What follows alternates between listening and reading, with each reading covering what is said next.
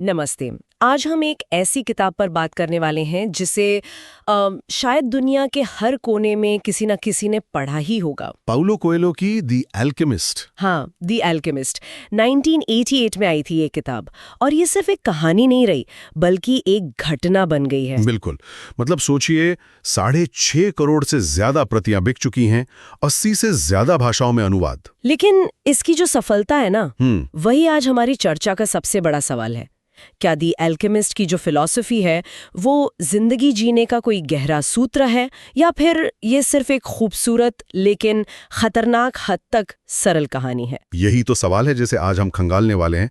हमारे पास जो स्रोत है उसका शीर्षक है the personal legend, Santiago's journey through the alchemist. तो ये कहानी है सैंटियागो की, एक स्पेनिश चरवाहा जो मिस्र के पिरामिड में छिपे खजाने की तलाश में निकलता है।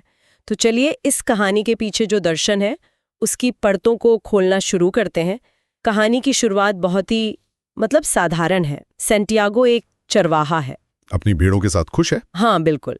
वो पढ़ा लिखा है, पर उसने पादरी बनने की बजाय दुनिया देखने के लिए ये रास्ता चुना।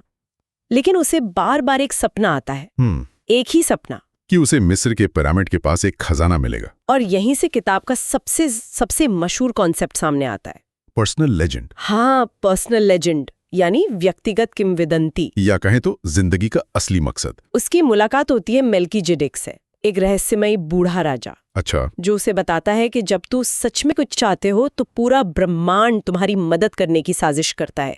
ये लाइन तो इस किताब की पहचान ही बन गई है। बिल्कुल। पर यह विचार जितना प्रेरणा देता है ना, उतना ही सवाल भी खड़ा करता है। कैसे? सुनने में तो बहुत अच्छा लगता है कि बस शिद्दत से चाहो और सब मिल जाएगा, लेकिन क्या ये हमें थोड़ा लापरवाह नहीं बना सकता? कि मेहनत की, तैयारी की क्या जरूरत है जब ब्रह्मांड ही सब कुछ कर देगा? ये एक तरह का आध्यात्मिक शॉर्टकट नहीं है? ये एक बहुत जरूरी सवाल है, और मेरे ख्याल से किताब इसका जवाब देती है, पर सीधे तौर पर नहीं। अच्छा। देखो, मेल्कीजेडेक सैंटियागो को सिर्फ ये वादा नहीं करता, वो उसे 2 पत्थर भी देता है, यूरिम और थम्मिम। हाँ, याना में जवाब देने के लिए। बिल्कुल। एक तरह से ये बाहरी मदद है, लेकिन राजा उसे चेतावनी भी देता है। वो कहता है कि एक दिन तुम्हें इन पत्थरों के बिना फैसले लेने होंगे। मतलब ये सिर्फ एक शुरुआती सहारा है। सही पकड़ा। असली खेल तो अपनी समझ और क्या कहते हैं, इंट्यूशन को विकसित करने का है।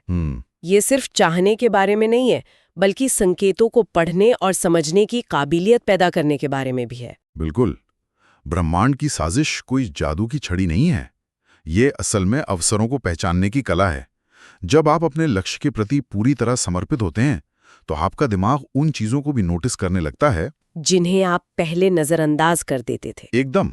जिससे किताब शगुन या संकेत कहती है, वो असल में आपकी बढ़ी हुई जागरूकता है, आपकी हाइटेंड अवेयरनेस है। तो सफर की शुरुआत सिर्फ एक सपने से नहीं, बल्कि उस सपने को सच मानने के साहस से होती है।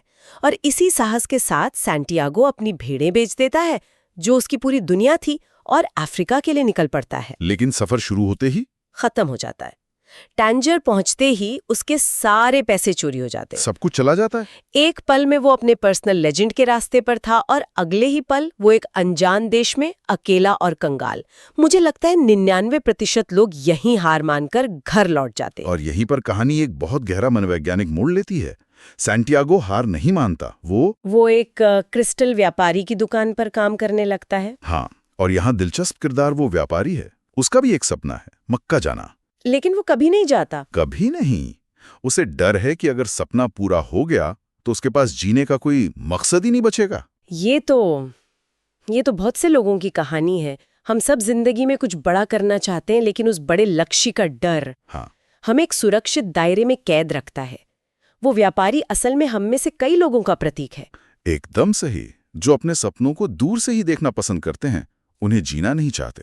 और सैंटियागो उस व्यापारी से सीखता है, लेकिन उसकी तरह बनता नहीं। वो दुकान में नए नए आइडिया लाता है। क्रिस्टल की गिलासों में चाय बेचना, दुकान के लिए डिस्प्ले केस बनाना। इससे हमें पता चलता है कि वो सिर्फ एक सपने देखने वाला नहीं है, वो कर्म में विश्वास करता है। सही बात है। यहाँ कोएल्हो बहुत चालाकी से उस ब्रह्मांड की साजिश वाली बात को संतुलित करते हैं। ब्रह्मांड तभी मदद करता है जब आप खुद अपनी मदद करते हैं। बिल्कुल। मतलब रेगिस्तान में बैठे बैठे खजाना नहीं मिलेगा, आपको पहले उस तक पहुंचने के लिए कुछ करना होगा। भले ही वो एक क्रिस्टल की दुकान पर झाड़ू लगाना ही क्यों ना हो। हर छोटा कदम उस बड़े सफर का हिस्सा है। और यहीं उसकी मुलाकात एक अंग्रेज से होती है। हाँ, जो एक असली कीमियागर की तलाश में है, और यही मुलाकात सैंटियागो को वापस उसके रास्ते पर ले आती है। लेकिन 1 साल बाद। हाँ, लेकिन 1 साल के अनुभव के बाद, वो 1 साल सिर्फ समय की बर्बादी नहीं था।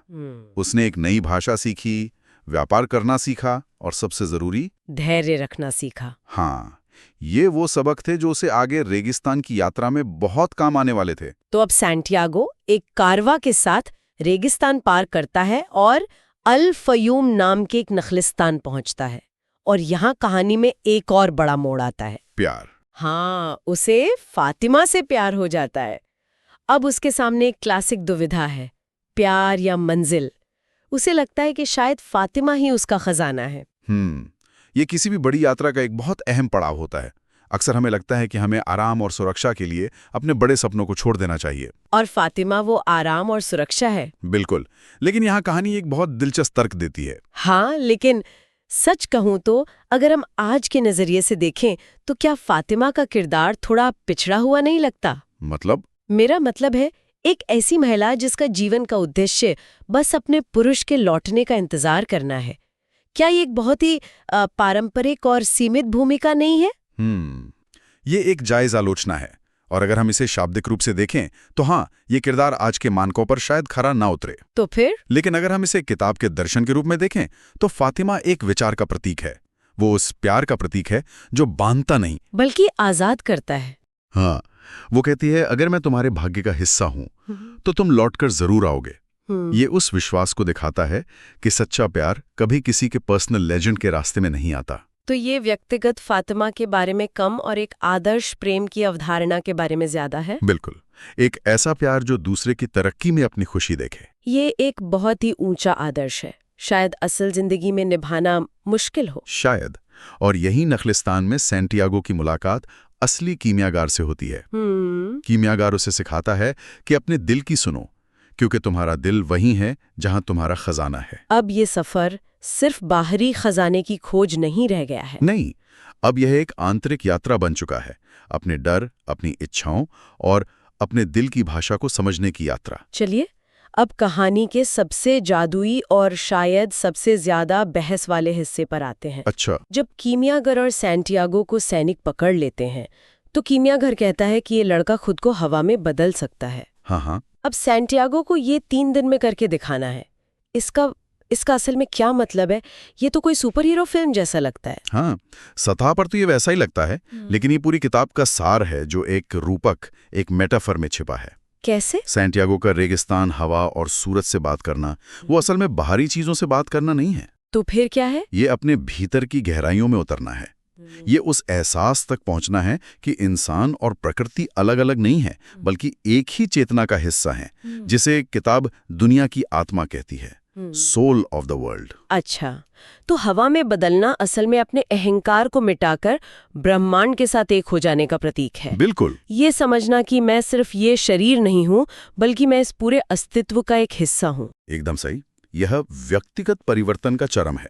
याद है वो अंग्रेज जो किताबों में कीमियागिरी के रहस्य ढूंढ रहा था? हाँ, वो सोना बनाने का फॉर्मूला चाहता था। लेकिन असली कीमियागर सैंटियागो को सिखाता है कि सच्ची कीमियागिरी सीसे को सोने में बदलना नहीं है। अच्छा। सच्ची कीमियागिरी है अपने भीतर के सीसे, यानी डर, शक, लालच को सोने में बदलना। साहस, विश्वास और प्रेम में। हाँ, ये जो व्यक्तिगत रूपांतरण की प्रक्रिया है ना, यही असली कीमिया है। तो इन सब का निचोड़ क्या है? हमने कुछ मुख्य विषयों की बात की। पहला, अपने सपनों का पीछा करना, लेकिन सिर्फ चाहना नहीं, बल्कि उसके लिए कर्म करना और संकेतों को समझना। सही। दूसरा, प्यार जो रोकता नहीं बल्कि प्रेरित करता है। और तीसरा और सबसे गहरा, ये कि असली खजाना बाहरी नहीं बल्कि आंतरिक परिवर्तन है। एकदम सही। यह किताब हमें यही बताती है कि जिंदगी का सबसे बड़ा प्रोजेक्ट खुद पर काम करना है।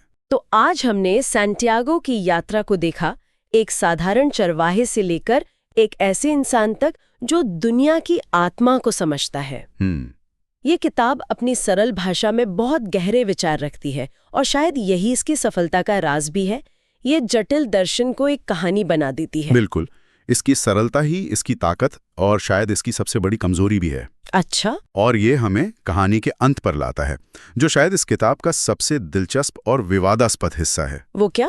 सैंटियागो को पता चलता है कि खजाना वहीं था जहां से उसने शुरुआत की थी। क्या? हाँ, स्पेन में उसी टूटे हुए चर्च में जहां वो अपनी भेड़ों के साथ सोया करता था। ये तो कमाल का मोड़ है। तो क्या उसका पूरा सफर, इतनी मुश्किलें, इतना संघर्ष, सब बेकार था? वो बस घर पर ही खुदाई कर सकता था। और यही वो सवाल है जो ये किताब पाठक के लिए छोड़ देती है। अगर मंजिल वहीं थी जहां से चले थे, तो क्या यात्रा का कोई मतलब था? या फिर असली खजाना वो सोना चांदी नहीं था, बल्कि वो अनुभव, वो ज्ञान और वो इंसान था जो सैंटियागो उस यात्रा के दौरान बन गया। क्या खजाना पाने के लिए पहले उस खजाने के लायक बनना जरूरी था, और वो लायक बनने की प्रक्रिया ही असल यात्रा थी? ये एक बहुत गहरा विचार है।